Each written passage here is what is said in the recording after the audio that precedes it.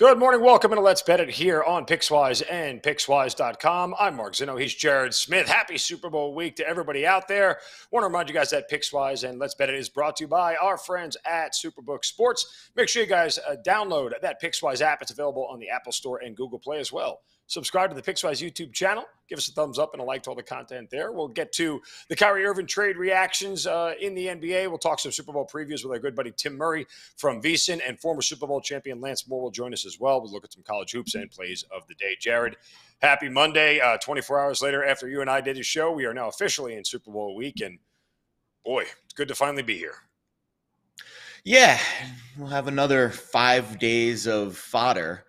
And now really the content train really leaves the station, because I saw a bunch of our friends and colleagues descending on Phoenix, starting to do their shows from the various locations around town. So it'll really start to ramp up over the next day or two. And then I'll be honest, by the time I get to probably Wednesday, I will likely want to rip my eyeballs out with this game starting, because I'll be delivering the same 5 takes on like 100 different shows.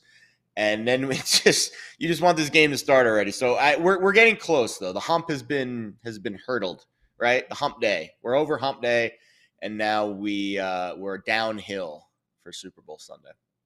We have reached the berm, as they say, at least in my part of life from the military standpoint.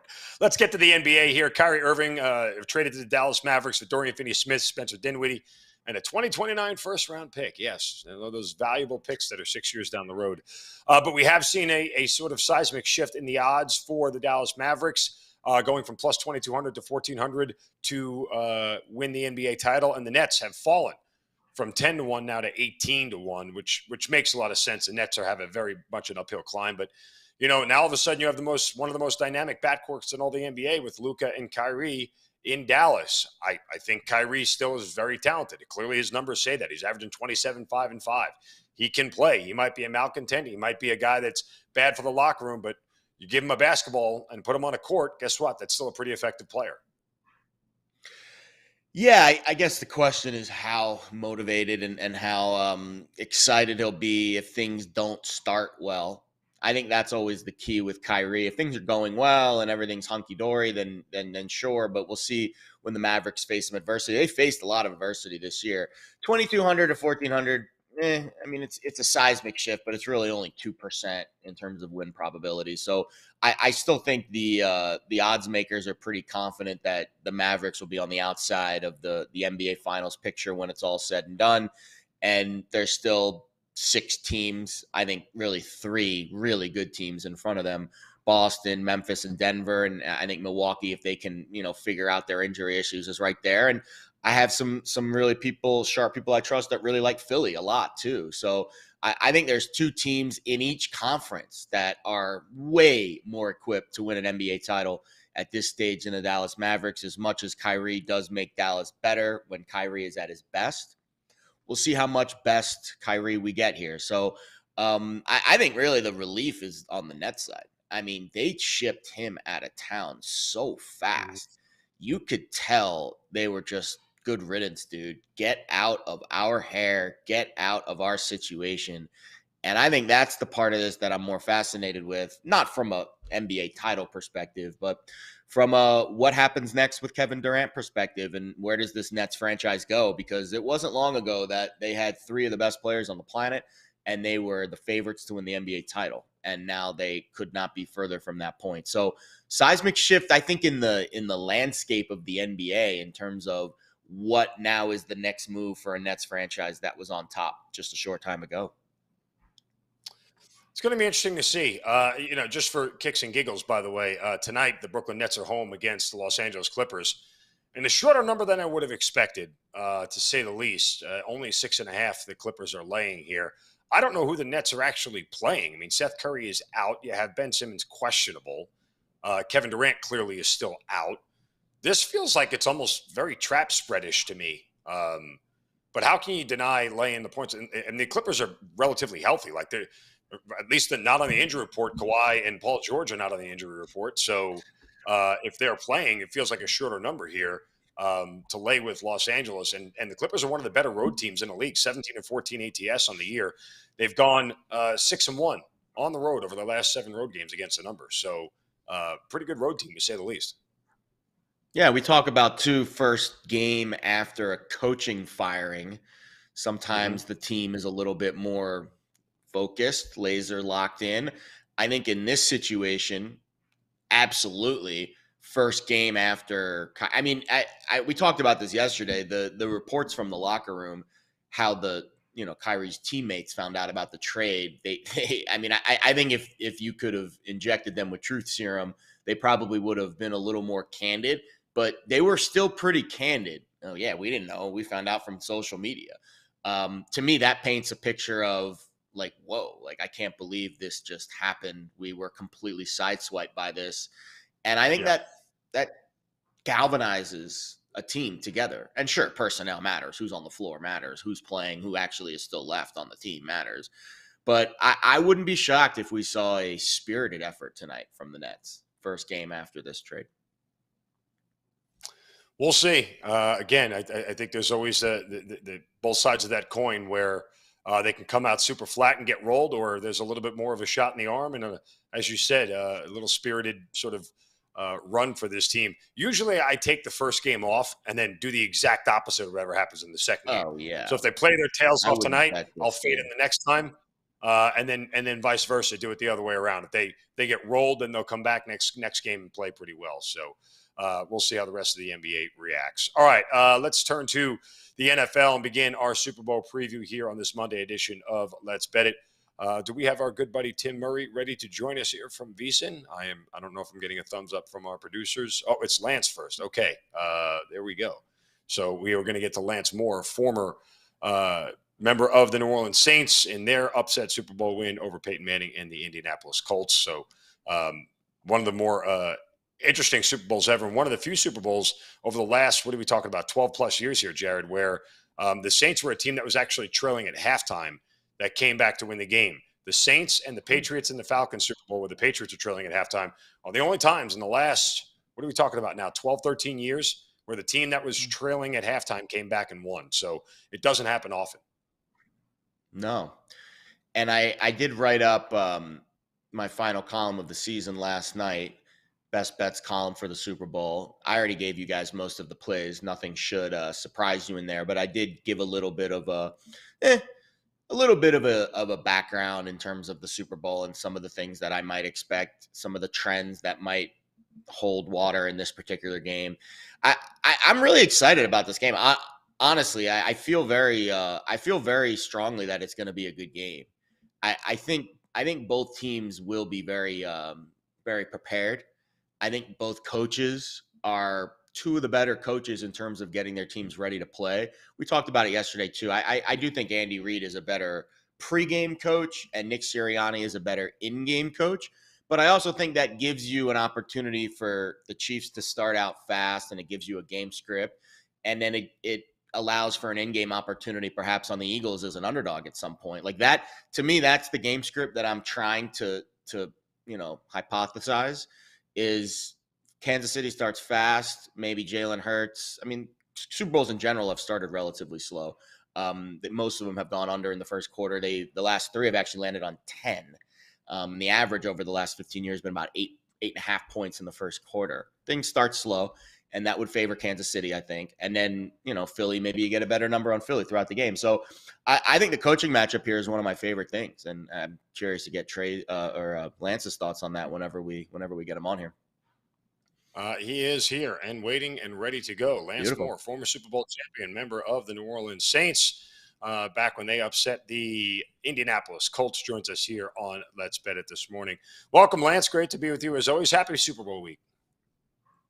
Thanks, guys. Great to be here. Finally, Super Bowl week. Obviously, it's having been there before, it's a long stretch, right? That 2-week period is such a long time in the life of an NFL player. And once you finally get to Super Bowl week, a lot of the talk kind of slows down a little bit and the game preparation kicks up a notch. So I'm excited for those guys, and I'm excited for us as fans to be able to watch this matchup. Lance, when you guys went to the Super Bowl, it was the first one that you guys had been to. The Chiefs are here on a return for many of these Eagles players. That experience of soaking it all in, how much does that really distract from your ability to prepare for a football game? Well, I think it depends on, first and foremost, who the coach is. If the coach has had some experience there, and if he has not, if he's had a chance to speak to coaches who have been there before to kind of understand the lay of the land, how the schedule is going to turn out for everybody, because it is different. I mean, there's nothing like it throughout the entirety of the NFL season or off season. So the media responsibility kicks up. The personal responsibility on the players is more, because you got to worry about family, friends, people getting to the city, people getting tickets to the game. What is everybody going to eat every single week? What hotels are your family and friends going to stay at? There's just an extra level of responsibility that goes along with it. And I've always told people it's so much more than just the game when it comes to the Super Bowl. So, kind of getting the schedule together, sticking to that, and realizing that the main thing is the main thing, and that's the football game. So if it's something that is not going to help prepare you for the game or get your mind right for the game, allowing yourself to let others kind of take control of those situations. I know that I gave my parents a big responsibility, leading up to the Super Bowl. Hey, you guys are in charge of tickets. You guys are in charge of people being able to get to the hotel and get to the stadium on game day, because really I don't have the time or the patience to want to have to put up with that. So it is a lot. And obviously Andy has been there a couple of times, and, he's going to be with it. But at the end of the day, the teams have to go out and play the game. So I'm not going to say because Andy Reid and a lot of those Chiefs players have played in the Super Bowl before that they're automatically going to win the game, because we've seen first time, Super Bowl coaches win Super Bowls before. So I don't think this is going to be any different. Yeah, I was actually looking. I did a chart last night or a few nights ago, and I was looking at exactly that. And so the battery, head coach, quarterback, I kind of grouped those two together. First time head coach quarterback combos. It's actually happened every year for the last 5 years. And the first timers are 1-4 straight up. Yeah, and they're all very recent. You had Burrow and Taylor last year. You had Shanahan, Garoppolo, McVay, Goff, Quinn, and Ryan. The only winner was Doug Peterson and Nick Foles. And in all 5 of those games, either the quarterback or head coach on the other side was not making their first appearance. Last year, you had McVay, who's been in the game before. You had Tom Brady 2 years ago, Reed and Mahomes against the Niners when they won, Belichick, Brady, and then Belichick, Brady again against Peterson, Foles, and then Belichick, Brady again against Quinn and Ryan in that game that probably should have gone Atlanta's way, but it didn't. So I think that's a very interesting point about the quarterback head coach combo and having it be their first game. And to me, that again favors the Chiefs, at least early on. Later on in the game, I'm not so sure, because I think it's fair to say Nick Sirianni is the better in-game adjuster. And I think it's fair to say that Philly, because they're better in the trenches, might wear down the Chiefs throughout the course of the game. Is that a game script you can see playing out, Lance? You see the Chiefs start fast. They can handle the moment a little bit better. Maybe the Eagles, on the other hand, start slow. And then as the game goes on, it kind of tilts back in Philly's favor.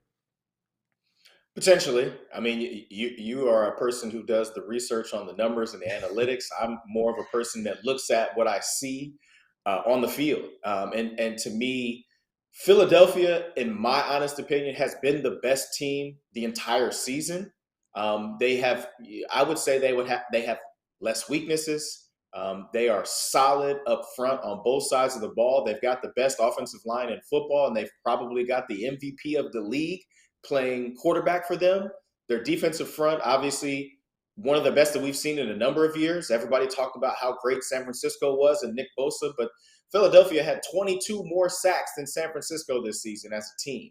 So there's something that, in my mind, Philadelphia is going to try to run the football because they've got that great offensive line, and they're going to try to get after Patrick Mahomes. So I honestly don't really care how this game starts. I think Philadelphia is the better team. I think that they're going to have an opportunity to finish the job. Obviously, we know that Jalen Hurts got hurt and missed a couple of games, or else we're potentially looking at a 16-1 football team. I honestly think that Philadelphia is going to finish the job this weekend, and I would not be surprised if it's a really close game because guess what? The Chiefs have Patrick Mahomes, who always gives them a chance, regardless of whether he's 100% healthy or not. And having had that injury, I know he's not going to be 100% healthy because it's not a 2 or 3 or even 4-week injury. I'm sure he'll feel a little bit better, but he's still not going to be 100% out there. But as long as he's taking the snaps, they've got a chance. And it really doesn't matter who's playing wide receiver out there for the Chiefs.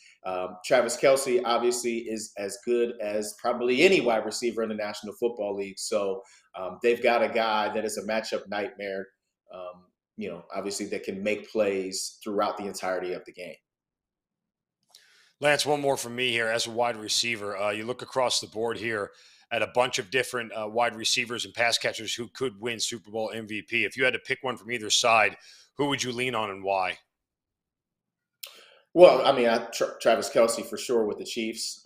You don't really know who you're going to get as far as the wide receivers go with Kansas City with all the injuries that they have, which is even more incredible to think that Patrick Mahomes has been able to do the things that he's been able to do this season. Juju is hurt. Kadarius Toney is hurt. Mecole Hardman is hurt. Valdez-Scantling's kind of been up and down the entire season. Sky Moore up and down. But guys can make plays. But Travis Kelce is different. He's going to be talked about as one of the top 5 tight ends to ever play football. He's going to break every single tight end receiving record. I mean, that is just kind of a product of playing in Andy Reid's offense with a great quarterback like Patrick Mahomes. But obviously, you've got to have the ability and the talent to be able to make those plays consistently and stay healthy enough to be able to do that for a long time. So I would say Travis Kelce from Kansas City. And then from Philadelphia, it's got to be A.J. Brown. Big, physical, strong, tough, fast wide receiver. I like Devontae Smith as well. He's been great this season, specifically in the playoffs. But I think A.J. Brown is different. Being able to make those tough catches, the contested ones, the strong hands catches, and to be able to go downfield and kind of take the top off the coverage, but make those plays as well. I think Philadelphia is going to need some of those big plays, those tightly contested catches where he's getting contacted or potentially pass interfered with. He's going to have to come up with some of those grabs, and this is kind of the reason why Philadelphia traded for him for a game like this. Clearly, it's the Super Bowl and there is no bigger game, but you trade away picks for a guy because you realize you've got a big-time talent and you've got a big-time team around him. And this is kind of one of those moves that, like, okay, we win a Super Bowl. This guy's our potential Super Bowl MVP. We made the right move. And I know that, Howie Roseman and Nick Sirianni and everybody in that building is counting on A.J. Shoot, all of Philly is counting on A.J. Brown to step up and make plays in this game. And I think he's going to have the opportunity to do that. Definitely one of the big storylines in this game is Mahomes and the ankle injury and how he kind of combats what has been the best defensive line in football this year. If you were the offensive coordinator, if you were Andy Reid, if you were trying to draw up a game plan to try to combat that on the Chiefs side, would it be a lot of what we saw last week, which was short, quick passing game and kind of just getting the ball out of Mahomes' hand quickly? Would you lean on the running game, even though that's not something that the Chiefs typically excel at? But again, at this stage, there's been so much on tape from 17 games in the regular season, and both of these teams played 2 postseason games. Is it something that you would emphasize to be different, to try to change up what you put on tape? Or is it, hey, this is what got us there, I'm not going to change our strategy now? If you were Andy Reid, what kind of game plan would you devise up to try to solve this Eagles defense? Of course, taking into account Mahomes' limited mobility. Well, they're not going to completely change who they are.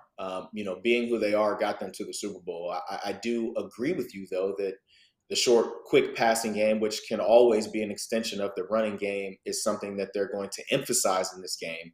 Not to say that Mahomes is a sitting duck back there, because we saw 2 weeks ago that he can move a little bit still, and he was effective when he had to be on that leg against Cincinnati. So I think that they're going to have to be who they are. That's the only way I think that they'll win the game. But Andy Reid is smart enough, Patrick Mahomes is smart enough, and Eric Bieniemy is smart enough to not try to do too much and put him into harm's way and put their team into harm's way, as far as allowing Philadelphia to just pin their ears back and get after him. I would expect to see occasionally a sixth guy in to block, whether that's a tight end, a running back, or a fullback. There's going to be potentially chips on those edge guys from the running backs or tight ends, or maybe even wide receivers come in and get a little chip on those guys to kind of take the edge off. Smart things that maybe you're not potentially, taking guys out of pass routes, but you're giving a little extra help there on the edge from time to time, so that Mahomes is able to have the time. But Kansas City, their offensive line is no slouch now. I mean, they've got some guys up there, and they've done a really, really good job of protecting Patrick throughout the entirety of this season. So, it's not a situation where Philadelphia is just so much better up front defensively than Kansas City's offensive line. This is the Super Bowl offensive line of the AFC. So we've got to give them some credit too. It's going to be a great battle, and I'm looking forward to seeing it. He is Lance Moore, Super Bowl champion with the New Orleans Saints, former NFL wide receiver. We appreciate the time this morning here on Let's Bet It. Enjoy Super Bowl 57, and thanks for your time. Appreciate the insight. Thanks, guys. Take care. Enjoy the game. Great job, Lance. We appreciate you, bud. Thanks, Lance. All right. Let's bounce away from the Super Bowl before we get joined by Tim Murray. Look at some college basketball tonight. Two major games on tap. One that I'm very interested in, one that will be my play of the day here in the Big 12 between Texas and Kansas. So let's pivot to Duke and Miami here as the Hurricanes are laying 3.5 and a total of 146. Interesting spot here for the Hurricanes going up against, the traditional power that is Duke, although Duke doesn't seem to have the same juice now this year that they have had in years past.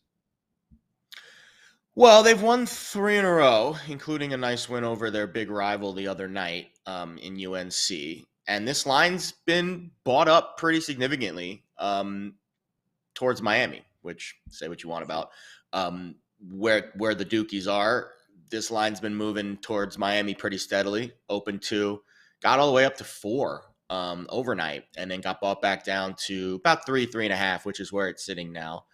Miami's been playing some pretty good ball too. Again, the ACC this year, I would say quietly putting together a season that maybe you wouldn't expect from some teams. Clemson's had a really good year. Pittsburgh's off to a good start. And Miami, again, 9-4 in the league.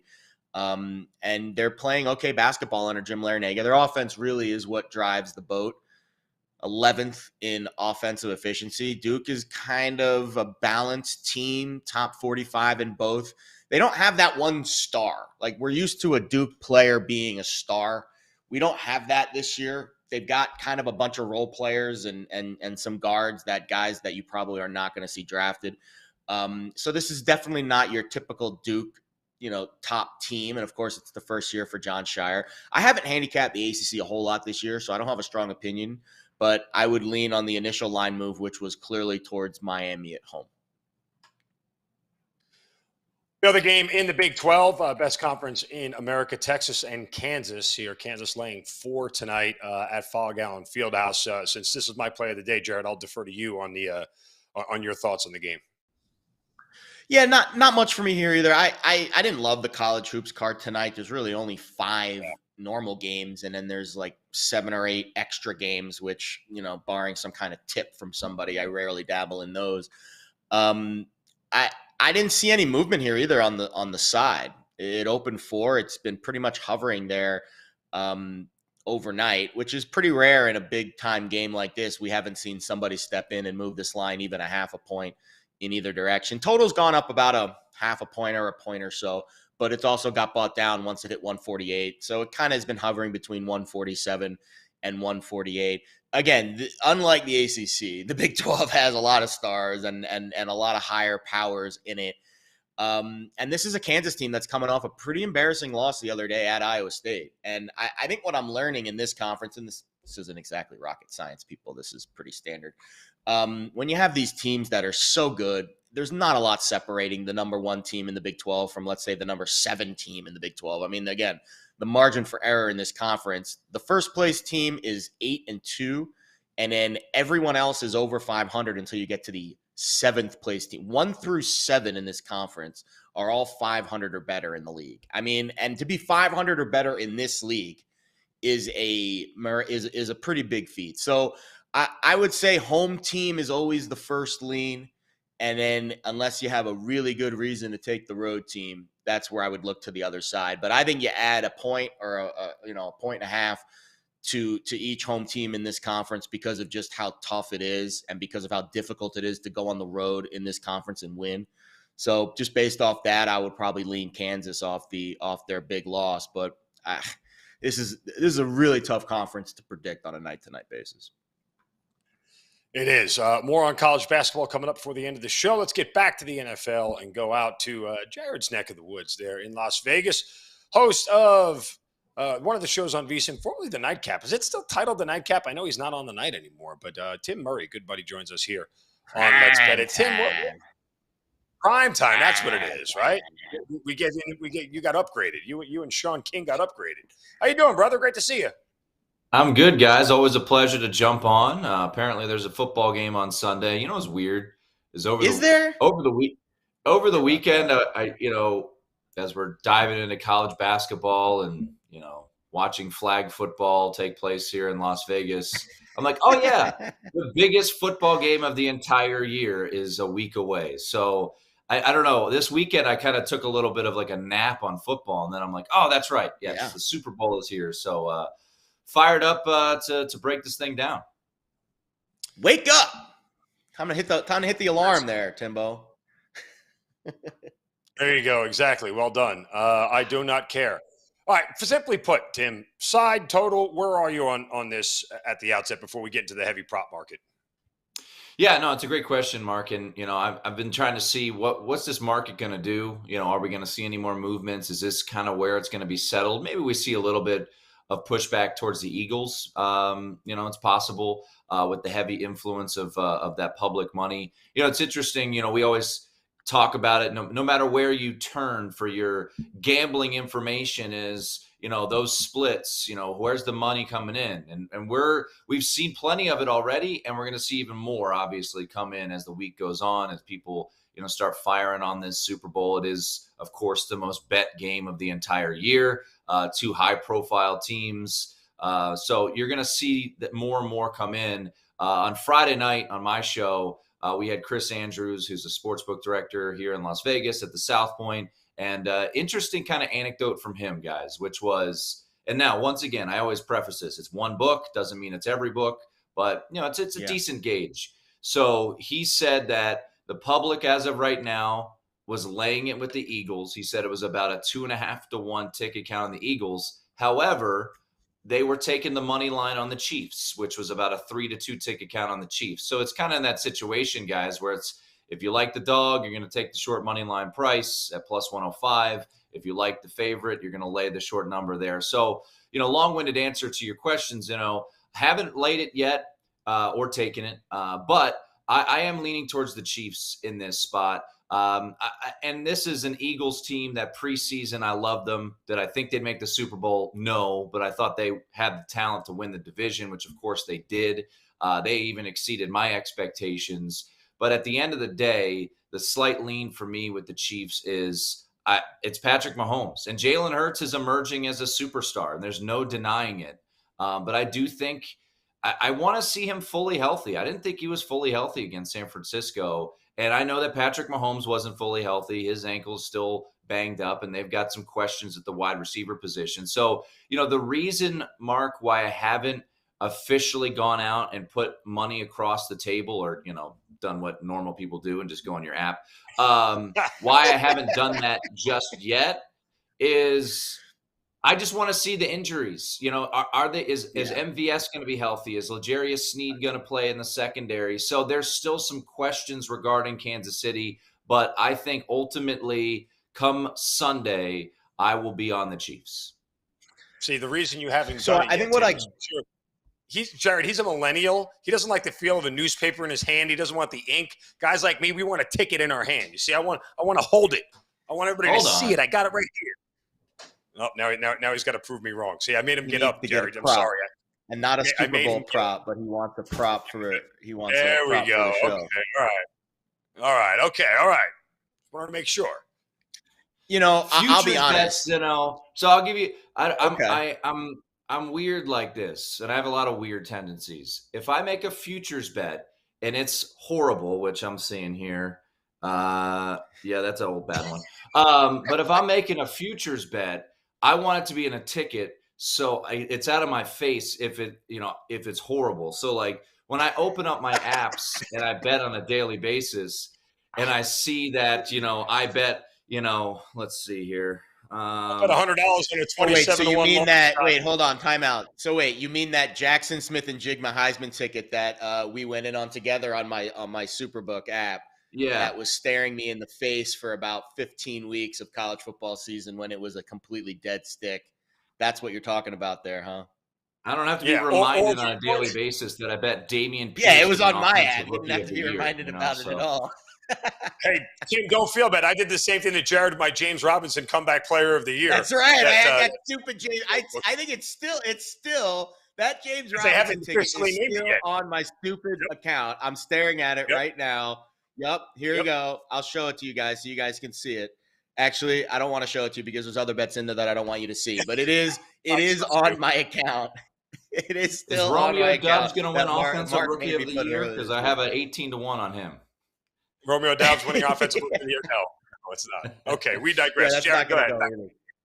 No, you're good. Well, I think what I was going to say, to go back to Chris Andrews' point, I think what that is telling me is there is no value on side or money line in this game because the public is hammering the Eagles and sucking all the value out of that. And the other side of it, the public's hammering Chiefs money. Because let's be honest, if you want to bet the Chiefs, you're really going to take 1.5? No, you're going to take the freaking money line, of course. Right. But the public's hammering that as well. So it's making these splits not as appetizing to bet on. So we look to other avenues to find value on side or total. And in my opinion, if you like the Chiefs, and Tim, you and I are in agreement on that, there's really only one way to bet the MVP market because I do not see a world where the Chiefs win this game and Patrick Mahomes is not MVP.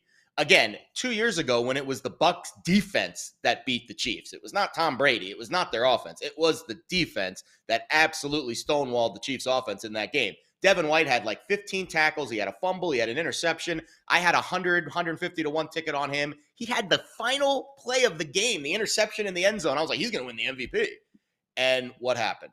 Yeah, it was Tom Brady. So to me, if the Chiefs win this game, it's Mahomes winning the MVP, and you're getting that now at plus 130, significantly longer than the Chiefs' money line price. To me, that seems like a slam dunk. Totally agree. If you like the Chiefs, I would bet Patrick Mahomes to win MVP. And, I'll give you another example. You mentioned, when the Buccaneers won the Super Bowl. How about when the Chiefs won the Super Bowl? Damian Williams probably should have been the MVP of that Super Bowl. And I think there were a lot of people surprised that Mahomes won the award. But, as we know, we have seen weird things happen. Defensive players get it. And I think, and we can discuss it, I'm sure we will. If you like the Eagles, I don't think it's as cut and dry on Jalen Hurts. And this is how, and maybe this isn't the best way to go about it, but let's look at each respective conference championship game that just played out. Who's the MVP of the AFC championship game? Patrick Mahomes. Who's the MVP of the NFC championship game? I don't know. Reddick. Probably Hassan Miles Reddick. Sanders. Yeah. So yeah, I mean, Sanders you could scored say 2 touchdowns. Sanders, Hassan Reddick. Yeah. I mean, that game played out really, in a unique way. So, and my partner, Sean King has got some long shots on Hassan Reddick, on Chris Jones. And I respect people trying to take that long shot because everybody wants to hit the 50 to 1s, the 30 to 1s. But I just remember last year sitting on the VSiN set ready to hit record or, hit live on the air, waiting for the MVP market. I had an Aaron Donald 14 to 1 and they gave it to Cooper Kupp. So Aaron Donald was the most chaos wrecking type of player last year, and he didn't win the award. So you really need to just do something out of this earth, it feels like, to get it as a defensive player. It's worth noting that they vote on it very early. And it's also 20% of the fan vote. And that vote closes like 5 minutes before the end of the game. So it's such a popularity contest. And I'm aware, Jared, because on the final drive of the game, when Aaron Donald basically secured a Super Bowl, they gave it to the wide receiver. I had both Donald and Kupp, so I wasn't as upset. But I had, obviously, Donald would have been a much I had Stafford and I had Donald. That was awesome. I do remember talking about this with you last year. Tim, let me ask you kind of more of a game script thing here, and I'll kind of give you insight into a play that I'm very seriously considering that I want to kind of lock in here sooner rather than later. But if you look at the trends over the last 10 years, the first quarter, the team that has led in the first quarter has gone on to win the game in each of the last 10 years. It's either been tied or the team that's leading has gone on to win the game. Only one team in the last 10 years has trailed at halftime and won the game. That was the Patriots over the Falcons. So if history is repeating itself, furthermore, if you look at over the last 7 years, 5 times the first quarter has gone to 10 or more points, and 4 of those 7 times it's landed exactly on 10 points. I'm staring at an over-under in the first quarter of 9.5, and it feels like it's worth paying a little bit of extra juice. I'd buy it I'd take it at 10 for plus money or even money, but at 9.5, I'd pay the extra juice here. I think we can get points scored in this game. I think the over comes in, but that's the way I'm leaning right now. Thoughts? Well, and I think too, you talk about history, but I just think about this year. I mean, the Philadelphia Eagles are one of the most prolific scoring, first half teams in the entire league. So yeah, I don't disagree with it, Mark, because of just the way the Eagles have scripted out their games and how, quickly they've gotten on the board. So yeah, I mean, I'm not going to push back and say, I wouldn't play that. And like you've mentioned, I mean, that's the beauty of the Super Bowl. And as Jared alluded to, I mean, there are shops across this country that have, 80 pages worth of prop bets, so there are ways to really get creative than outside of just, I like the Chiefs and I like the Eagles. So yeah, I mean, you're not going to hear much resistance on that one because of the Eagles and the way they go about, scoring in the first quarter, Mark. So yeah, I think that is certainly a play. You're not going to hear much pushback from me on that one. What's the Gatorade color going to be, Tim? That's what everyone really wants to know. Well, I mean, it should always be. I'm a purple guy. I mean, I love the Riptide Rush. So if we can, that's one of the long shots too. That's one of the long shots. That's what I would do. I think did we talk about this yesterday, Mark? I forget. I don't even know what day it is anymore, frankly. But no, did we talk about this? There are so many problems out there that are just so associated with randomness. I can't even get involved. Like I literally can't even get like. But that's what makes this game fun. Is that I'll be honest. Like we can handicap this game till we're blue in the face. The truth is, it's a 1.5 point spread. Probably 1 to 2 plays throughout the course of the game. Turnover is going to decide it. So I actually think some of the other off the beaten path ones are kind of the best, most fun things to handicap in this game. Like the crossboard, like Circa had some unbelievable props with the Kelsey brothers, with like how many snaps Jason Kelsey will have compared to how many like rush or receiving yards Travis Kelsey will have, and then just straight up snaps for the. I mean, it's like some of them are just.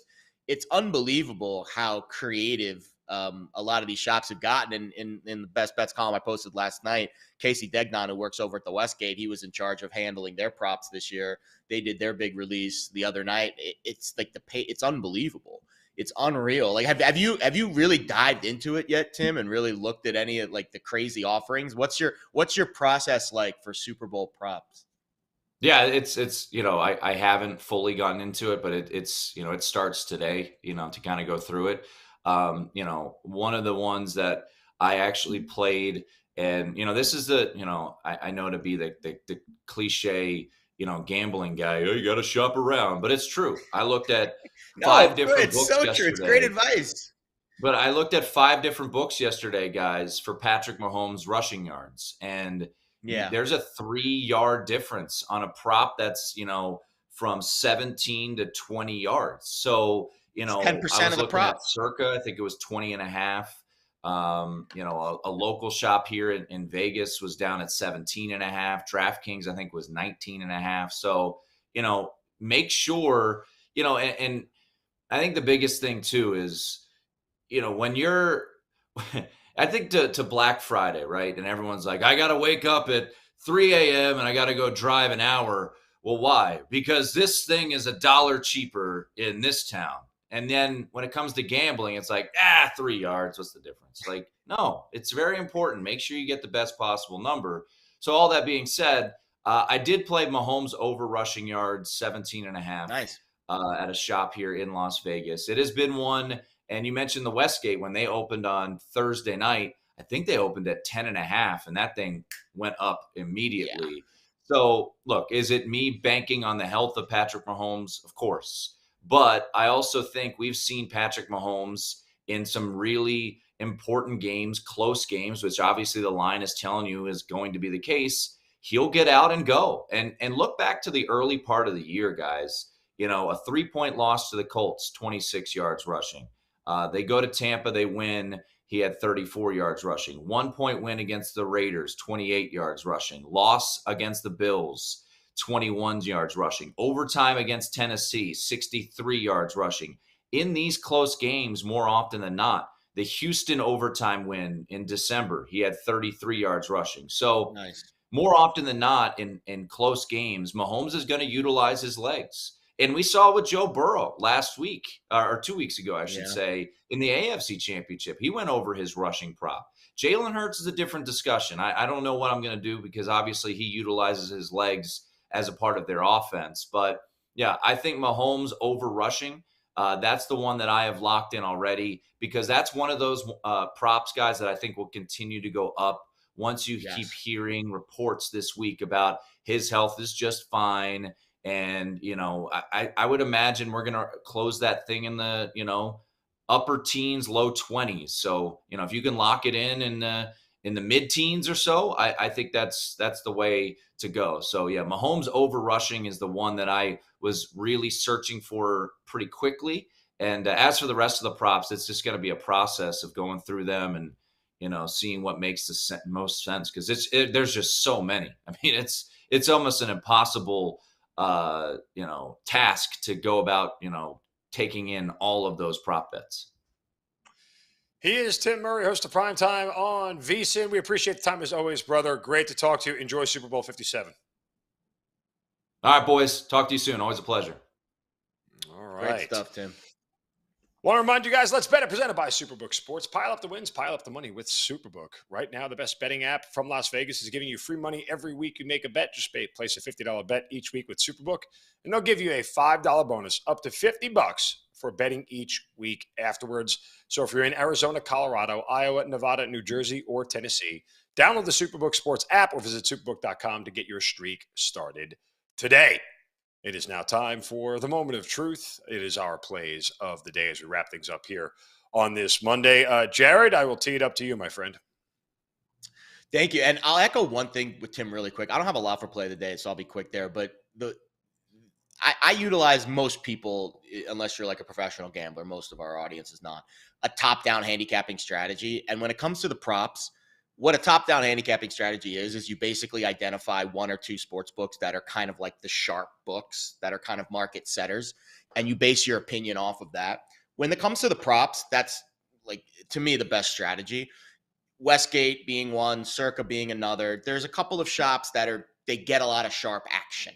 So you know that if a line is set at a certain price, it's being set efficiently by professional gamblers. So if you use, for example, Westgate or Circa's number for Patrick Mahomes, and it's, let's say, 20 yards, and then you go to another shop and it's significantly shorter, let's say where Tim got it at 17, to me, that's confirmation that the over is the quote-unquote right side. Does that mean the over is going to hit? No, but it just means the sharper money is on the over, because at the sharper shops, it's being shaded a yard or two higher. And then that's a great way. You can go through any prop. You look at one shop and you're like, all right, this number's here. Let's look at Westgate or Circa and see where it's at. And if it's higher, well, then the over. If it's lower, then obviously your top-down strategy indicates under. Again, that's just a little glimpse under the hood of how top-down handicappers kind of go about their business. And to me, the prop market is a great tool to utilize that strategy for. Picks on the site today, not a whole lot, to be perfectly honest with you. We do have a Islanders Flyers bet from Tyler Mortimer, Kings Rockets from Philip Tomich, and then Jazz Mavericks from Kyle Lupus. Those are all side bets. I'll give you the under in Wisconsin, Milwaukee, and Green Bay, 142.5. We've bet this multiple times. This is almost a blind auto bet at this point if the number's right. The number is right here because Milwaukee actually, when they play really good teams, Milwaukee's a really fast team in the Horizon League. We've bet this Green Bay under before, though. Milwaukee's a team that when they manage up in competition, they tend to play faster, and they play a little slower when they manage down. They only scored 72 points against IUPUI the other day. And if they score 72 in this game, there's no way this game's going over 142.5 because Green Bay is the worst team in college basketball, probably, maybe if not bottom 5. They've gone under in 4 straight, 5 of their last 6. Since their coaching change, they've really struggled to score. They've scored 50, 46, 53. They're probably going to score in the mid 40s, maybe low 50s in this game. And that means Milwaukee needs to score 80, 85 plus for this over to hit. I do not think they will get there. I think this game will be a blowout. I think it'll be relatively slower paced in the second half. And I think it'll stay under 142.5 between Green Bay and Milwaukee in the Horizon League tonight.